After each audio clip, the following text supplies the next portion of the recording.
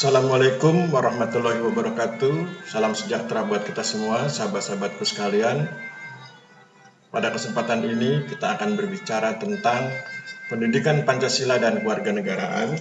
Khususnya kita akan bicara tentang pendidikan Pancasila dengan tema Pancasila sebagai ideologi bagian pertama. Jadi karena materinya banyak, maka kita susun jadi beberapa bagian. Dan kali ini kita masuk pada Pancasila sebagai ideologi bagian pertama. Sebelumnya, perkenalkan saya Aristiono Nugroho, Rektor Kepala atau Asosiat Profesor di Sekolah Tinggi Pertanahan Nasional, sebagai dosen, sebagai Lektor Kepala, sebagai Asosiat Profesor. Saya pikir saya sangat senang sekali jika bisa berbagi tentang berbagai pengetahuan yang bermanfaat buat kita semua.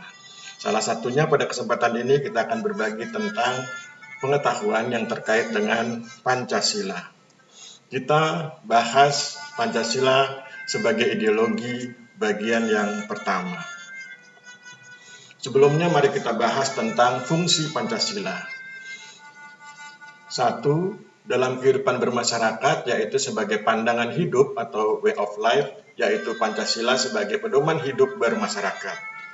Kedua, dalam kehidupan berbangsa, sebagai ideologi bangsa, yaitu nilai-nilai yang terdapat pada Pancasila merupakan cita-cita normatif penyelenggaraan hidup berbangsa. Ketiga, dalam kehidupan bernegara sebagai dasar negara, yaitu nilai-nilai yang terdapat pada Pancasila menjadi dasar penyelenggaraan negara. Yang keempat, dalam kehidupan internasional sebagai margin of appreciation, yaitu pembatasan penerapan hak asasi manusia sebagai bentuk penghormatan terhadap moralitas yang berkembang di suatu negara. Jadi, kalau kita lihat dari uraian ini bahwa fungsi Pancasila itu ada 4. Dalam kehidupan bermasyarakat, dalam kehidupan berbangsa, dalam kehidupan bernegara, dan dalam kehidupan internasional. Dalam kehidupan bermasyarakat, yaitu sebagai pandangan hidup atau way of life, yaitu Pancasila sebagai pedoman hidup bermasyarakat. Dalam kehidupan berbangsa, sebagai ideologi bangsa, yaitu nilai-nilai yang terdapat pada Pancasila merupakan cita-cita normatif penyelenggaraan hidup berbangsa.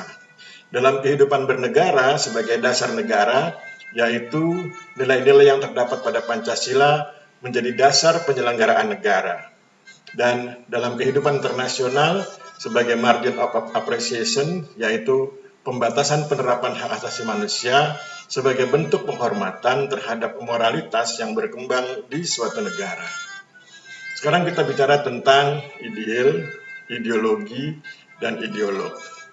Landasan ideal adalah sesuatu yang digunakan sebagai dasar bagi diwujudkannya hal-hal yang ideal, yang dalam terminologi sosial disebut ideologi. Orang yang memperjuangkan terwujudnya hal-hal yang ideal di suatu masyarakat atau bangsa atau negara disebut ideolog. Para ideolog adalah orang-orang yang tidak tunduk pada fakta, melainkan orang-orang yang bekerja keras untuk menciptakan fakta baru yang sesuai dengan ideologi yang diperjuangkannya. Apa yang bisa kita ambil hikmah dari penjelasan ini bagi generasi milenial? Bagi generasi milenial, nasihatnya adalah hendaklah menjadi seorang ideolog, yaitu orang yang tidak tunduk pada fakta, melainkan orang-orang yang bekerja keras untuk menciptakan fakta baru yang sesuai dengan ideologi atau cita-cita yang diperjuangkannya.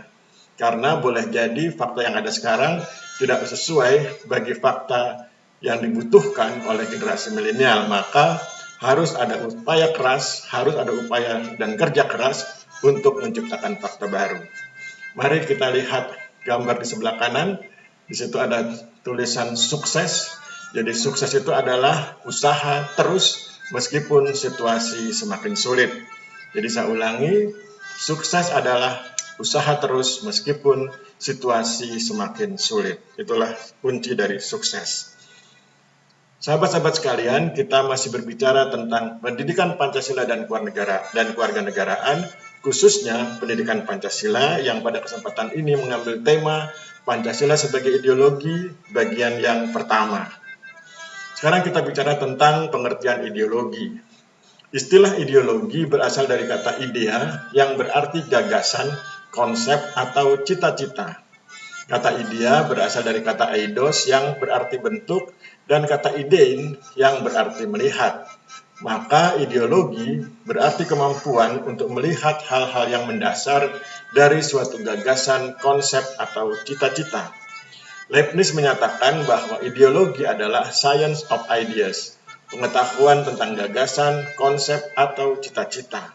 Karl Marx menyatakan bahwa ideologi adalah pandangan hidup yang dikembangkan berdasarkan kepentingan golongan atau kelas tertentu. Sebagai suatu sistem pemikiran, system of thoughts, maka ideologi dapat bersifat terbuka dan tertutup. Ideologi terbuka dicerminkan oleh adanya penggalian cita-cita yang telah ada di masyarakat. Ideologi terbuka bukanlah berisi cita-cita dari kelompok tertentu yang ada di masyarakat, sehingga tidak dibenarkan mengorbankan masyarakat secara semena-mena. Penerapannya harus terukur dan secara gradual, tidak boleh ada pemaksaan dan mutlak-mutlakan. Ideologi terbuka diterapkan secara persuasif melalui pencerahan pada masyarakat. Contoh ideologi terbuka adalah Pancasila. Pancasila yang kita laksanakan, Pancasila yang kita terapkan di Negara Kesatuan Republik Indonesia adalah Pancasila yang dimuat di dalam konstitusi atau di dalam pembukaan Undang-Undang Dasar tahun 1945 yang terdiri dari ketuhanan yang Maha Esa, kemanusiaan yang adil dan beradab, persatuan Indonesia, kerakyatan yang dipimpin oleh hikmat kebijaksanaan dalam permusyawaratan perwakilan, serta keadilan sosial bagi seluruh rakyat Indonesia. Sahabat-sahabat sekalian, kita masih berbicara tentang pendidikan Pancasila dan keluarga negaraan, khususnya kita bicara tentang pendidikan Pancasila, yang pada kesempatan ini kita mengambil tema Pancasila sebagai ideologi bagian yang pertama. Sekarang kita bicara tentang ideologi tertutup. Ideologi tertutup dicerminkan oleh adanya cita-cita dari sekelompok orang dalam suatu masyarakat, di mana cita-cita tersebut dijadikan sebagai dasar program. Ideologi tertutup dilaksanakan dengan menuntut pengorbanan dari masyarakat. Penerapannya harus tuntas dan radikal, revolusioner, serta mutlak. Untuk itu ditempuh cara indoktrinasi agar masyarakat bersungguh-sungguh bersedia menerapkan ideologi tersebut. Contoh ideologi tertutup adalah komunisme. Anda bisa lihat pengalaman di negara-negara komunis seperti Cina dan Korea Utara. Sekarang mari kita bicara tentang Pancasila sebagai ideologi. Pancasila merupakan ideologi yang digali dari cita-cita yang telah ada di masyarakat. Nilai-nilai Pancasila merupakan cita-cita seluruh rakyat. Penerapan Pancasila tidak boleh secara sewenang-wenang mengorbankan rakyat, dan penerapan Pancasila dilakukan secara terukur dan gradual. Oleh karena itu, penerapan Pancasila harus dilakukan secara persuasi melalui pencerahan. Dengan demikian kita ketahui, Pancasila merupakan ideologi yang terbuka.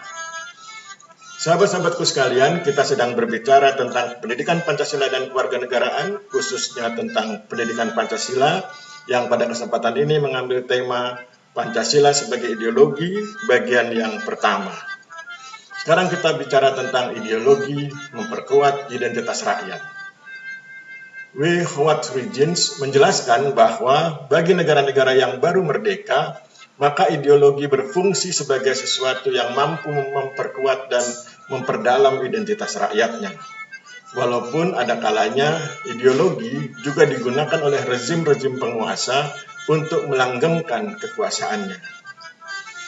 Sahabat-sahabat sekalian, mari kita lihat Pancasila sebagai landasan ideal bangsa Indonesia dan sebagai sumber hukum dan hak asasi manusia.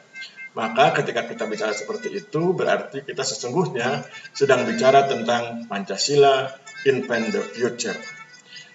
Pancasila yang kalau kita kupas merupakan atau memiliki nuansa religius, humanis, nasionalis, demokratis, dan populis.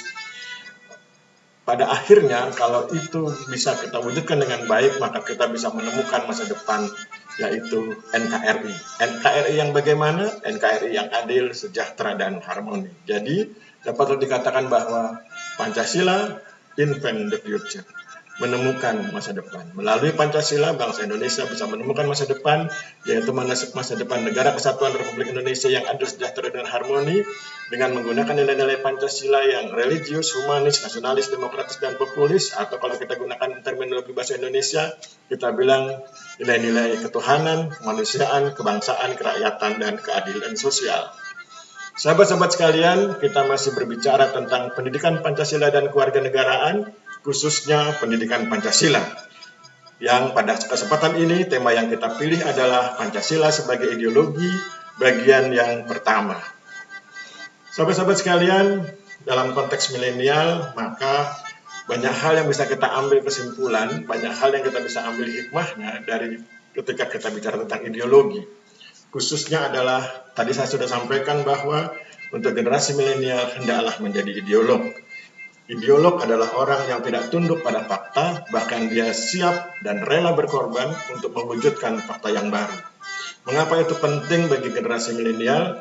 Hal itu penting agar generasi milenial tidak mudah menyerah, karena seringkali mereka mendapatkan bahwa apa yang menjadi cita-cita mereka belum ada dalam fakta kekinian. Oleh sebab itu menjadi penting buat mereka untuk mewujudkan fakta kekinian, bahkan mewujudkan fakta masa depan. Kita lihat gambar di sini. Ini saya kutip dari media sosial, atau saya ambil dari copy dari media sosial. Ada poster berjudul Coming Soon, Ganteng-Ganteng Pengusaha.